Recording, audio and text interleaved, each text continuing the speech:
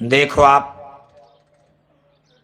साहब कबीर जब काशी नगरी में गंगा पार करके चौधरी के घर पहुंचे तो चौधरी बेचारे गाय भैंस बहुत पालते थे। खेती किसानी लंबी थी, कोठी हवेली बनी थी। बुढ़ापा आ गया था। स्नान करके भोजन करके बड़ी पगड़ी बांधे पलंग पर चारपाई पर आराम से सो रहे थे। बुढ़ापे में ही तो होता है, जैसे बाबू साहब सो रहे हैं, का सो रहे हैं। हाँ, तनी में थोड़ा मोड़ा। चौधरी बेचारे आराम फरमा रहे थे। उसी समय साहब कबीर पहुंच गए, लगे चौधरी को सत्संग सुनाने। कहा, देख भाई चौधरी, तेरे जिंदगी का 3 दिन तो बीत गया।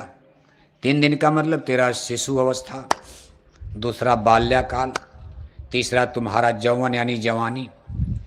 अब तुम्हारे जिंदगी का 1 दिन बचा है, जिसको बुढ़ापा कहते हैं। बुढ़ापा के बाद बस मौत आती है, इसके बाद तो खेल खत्म। 4 दिन का तो जीवन है। जग सराय दिन 4 बसेरा, या में काहू न काहू केरा। कहा, तेरे जीवन का 3 दिन बीत गए, 1 दिन बचा। तूने जिंदगी का सब काम तो किया, लेकिन सब लौकिक काम किया।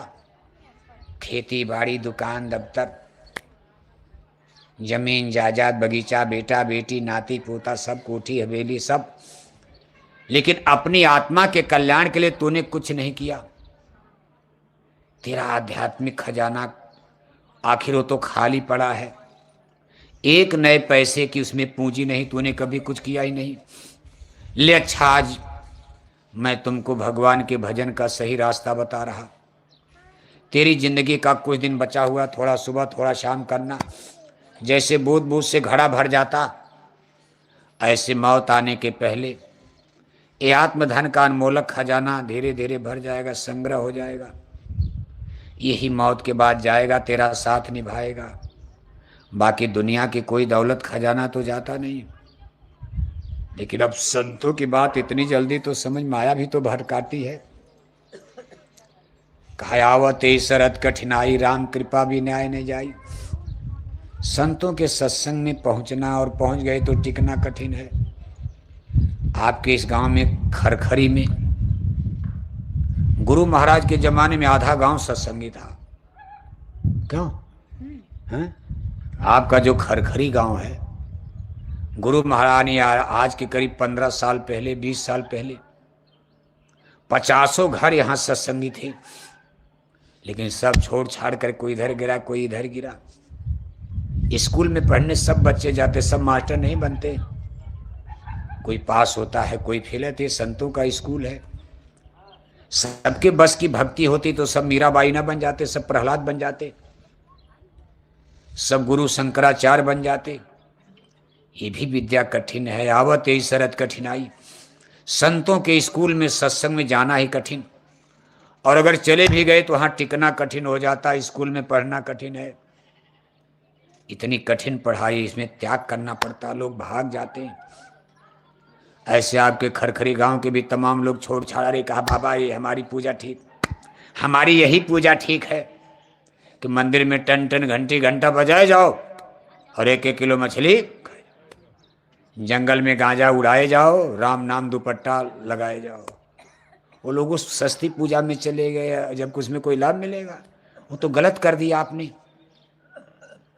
तो देखो आप, साहब कबीर समझा रहे, चौधरी की समझ में नहीं। कहा, महाराज, अंत में समझौता हो गया। चौधरी ने कहा, महाराज ठीक है, आपका गुरु मंत्र, आपकी गुरु दीक्षा तो नामदान हम लेंगे, लेकिन अगली बार, मतलब एक बहाना मार दिया कि आपकी बार छोड़ दीजिए, अगली बार जब आप आएंगी तब हम पक्का है कि आपका गुरु मंत्र लेंगे। साहब कबीर ने कहा, मान लो मेरे आने में लेट हो जाए और तुम बीच ही में मर जाओ, तब क्या होगा? मौत का क्या भरोसा है? चौधरी ने कहा, महाराज अभी हमको क्यों मार रहे हैं? अभी तो हम बहुत दिन जिंदा, कोई सोचता है कि हम मर जाएंगे आज रात में? सबको यही लगता है अभी हम बहुत दिन जिंदा रहेंगे। क्यों बाबू साहब? बाबू साहब को भी लगता है कि अभी हम 50 साल जिंदा रहेंगे। कुर्सी पर सो रहे, बताओ आप। हर आदमी ये सोचता भी बहुत लंबा जीवन और यही पानी का बुल्ला है, फूट जाए। खैर जिद हो गई। साहब कबीर अब डंडा मारकर तो भक्ति होगी नहीं। चले गए। और कहते गए कि चौधरी तू बहुत पछताएगा। 15 बरस के बाद दोबारा उस गांव में जाने का मौका मिला। छोटे छोटे बच्चे तब बड़े हो गए थे। चौधरी के घर के सामने पलंग खाली पड़ा था। साहब कबीर ने बच्चों से पूछा, तुम्हारे दादा? बच्चों ने कहा, महाराज हमको होश नहीं, कब के मर गए। हम लोग तो छोटे छोटे थे, पता भी नहीं कब के मर गए। तो साहब कबीर अंतर्जामी महात्मा, अंतर्दृष्टि वाले, आंख बंद करके लगे देखने की चौधरी मर करके गए कहाँ। तो देखो, चौधरी अपने घर में गाय भैंस बहुत पालते थे। दाना चारा पानी तो सबको देते थे, लेकिन एक गाय को बहुत प्यार दुलार करते थे, क्योंकि वह गाय दूध ज़्यादा देती थी। दूध है का तो गाय से रिश्ता है। आपकी गाय दूध ज़्यादा दे रही तो कहोगे गाय हमारी माता है। गाय ने दूध देना बंद कर दिया। आपने सड़कों पर गाय माता को ठेल दिया, फ्रैक्चर हो गया, ट्रक से एक्सीडेंट हो गया, गाय की टांग टूट गई, कौन दवाई कराएगा। सब मतलब का रिश्ता होता। चौधरी उस गाय से बहुत प्यार करते थे, और इतनी उस गाय से ममता कि जब मरे तो अपने ही गाय के पेट में देखो, जह आशा तह बाशा, इस सिद्धांत के मुताबिक अपने गाय के पेट से बैल बनकर पैदा हो गए। बच्चों ने खेती किसानी में नाधा। तब ट्रैक्टर का जमाना तो था, 2-4 साल डंडा बजा पीठ पर, घर वालों ने बजाया। उनको क्या पता हमारे दादा बैल बन गए घर में। वो भी कहते थे क्या हो गया, स्वर्गवास हो गया। क्या हो गया, स्वर्गवास। दादा स्वर्ग चले गए, और दादा घर में ही बैल होकर के पिट रहे हैं नाती पोता के हाथ। कुछ दिन के बाद नाती पोता ने उस बैल को ले जाकर एक बगल के गांव में गाड़ीवान को बेच दिया। गाड़ीवान ने मंडी बाजार से सामान लाने ले जाने में 2-4 साल उसने गाड़ी में नाधा, डंडा बजाया। फिर गाड़ीवान ने बगल के गांव में एक तेली को बेच दिया। तेली ने कोल्हू में तेल पेरने 2-1 साल उसने डंडा बजाया। अब बैल की उम्र ही क्या होती, 10-5 साल। बैल बुढ़ा हो गया तो तेली ने ले जाकर काशी नगरी में बेच दिया कसाई को। अब बुढ़े बैल को कसाई ही तो लेगा, कोई आदमी लेगा। कसाई ने क्या किया कि काट करके मांस को बेच दिया, चमड़ी को छील कर ढोल नगारा बजाने वालों को दे दिया। उन्होंने कमाई करके केमिकल मसाला वसाला लगाकर सफाई करके उस चमड़े को अपने ढोल नगारा पर कस दिया। चौधरी के चमड़े की बन गई ढोल, धम धम बजने लगी। कुछ दिन के बाद चौधरी के घर में पड़ी शादी। तो बच्चों ने कहा कोई नाचने गाने वाली कंपनी का सट्टा हो जाए। देखो विधि का विधान उसी कंपनी के पास पहुंच गए जहां दादा के चमड़े की ढोल बनी थी। उनको कुछ सट्टा बट्टा दिया, दिन तारीख मुकाम गांव पता नोट करा दिया।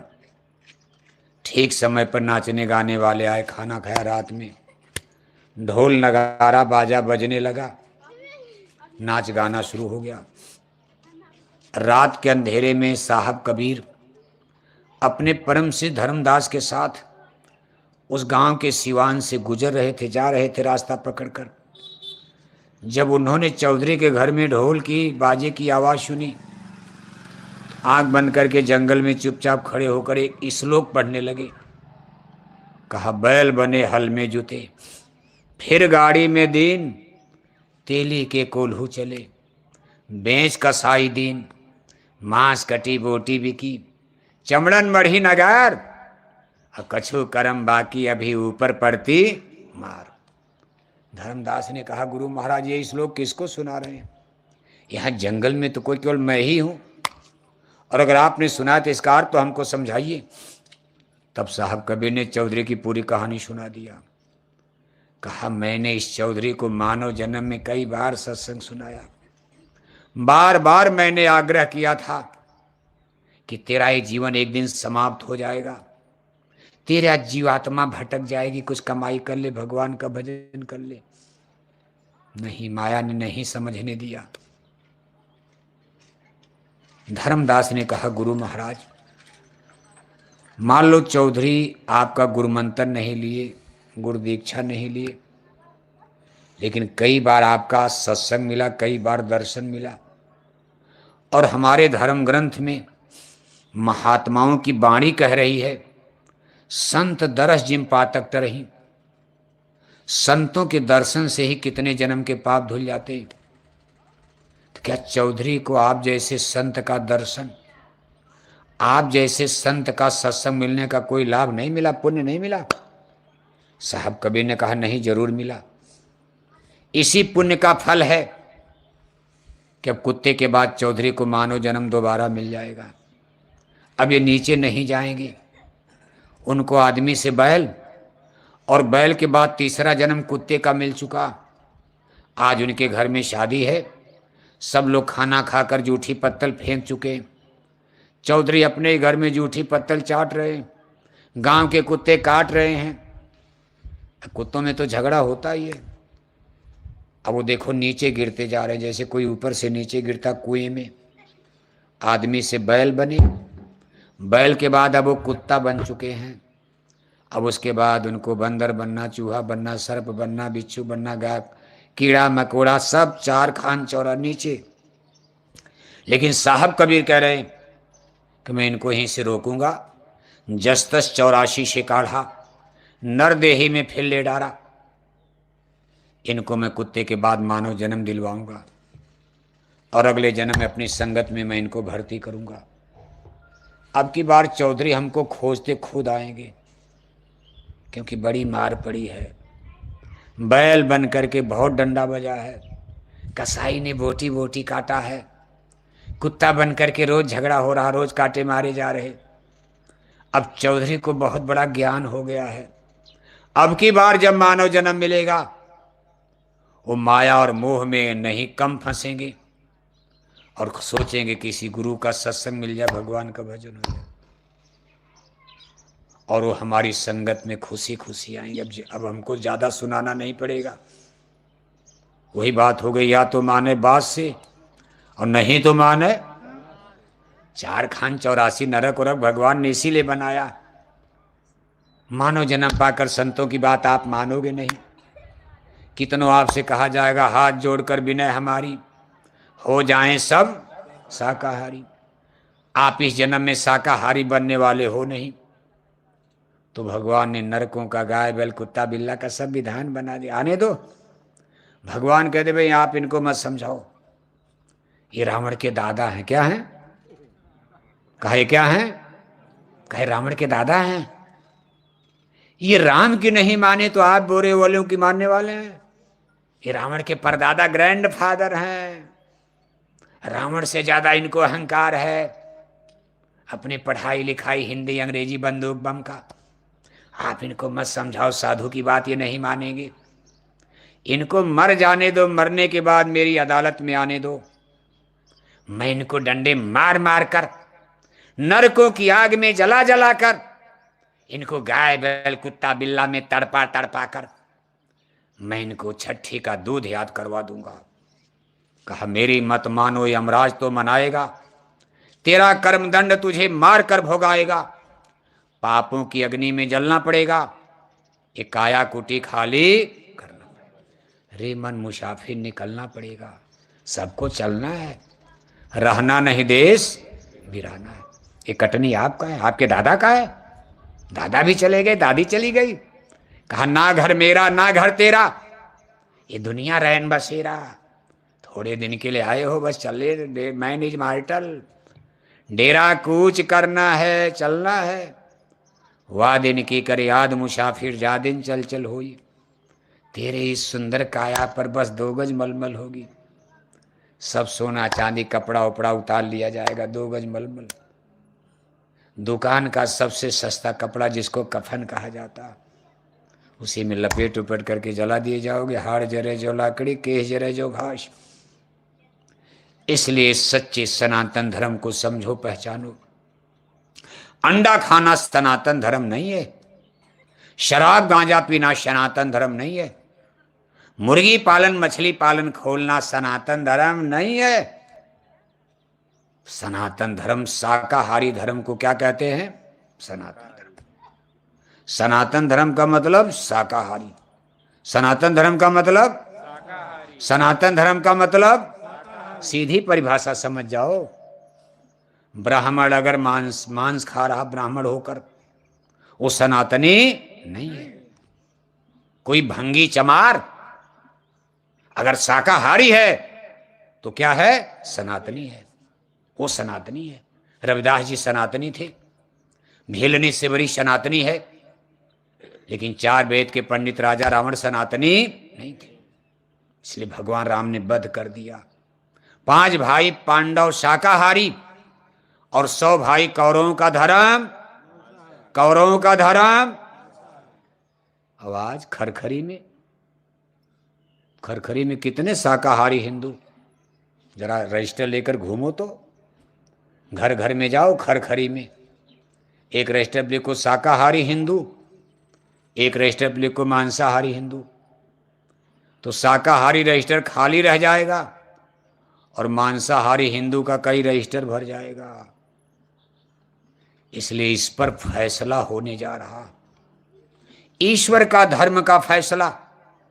ये दिल्ली के प्रधानमंत्री, भोपाल के मुख्यमंत्री का फैसला नहीं है। धर्म की रक्षा करना आदमी का काम नहीं होता। कहा ये काम नहीं इंसान का, ये काम है, ये काम है भगवान का। अगर धर्म की रक्षा साधु लोग कर लेते तो बस विश्वामित्र नहीं थे। भगवान राम को जन्म लेने की क्या जरूरत थी?